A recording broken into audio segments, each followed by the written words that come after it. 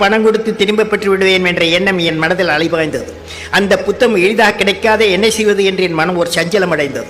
ராமேஸ்வரம் சென்று என் மனம் புத்தகத்தின் மேலே இருந்தது. புயலால் பாதிப்பட்ட என் வீட்டாரை பார்த்துவிட்டு பெற்றோருடன் பணம் வாங்கி கொண்டு வந்து சென்னையில் இறங்கியுடன் நேராக மூர்மார்க்கு சென்று அந்த பழைய புத்தக கடைக்கு சென்றேன். அங்கு என் புத்தகத்தை பார்த்தவுடன் தான் என் மனதிற்கு நிம்மதி.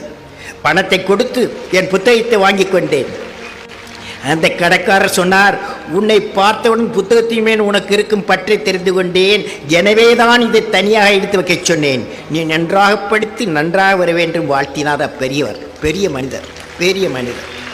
அந்த புத்தகம் என் படிப்பில் முக்கியமானதாக இருந்தது. எனவே நண்பர்களே, நல்ல புத்தகம்தான் நம்மோடு இருந்து என்று நம்மை வழிநடத்தும் நண்பன், எல்லா சமயத்திலும் வழி நடத்தும் நண்பன்.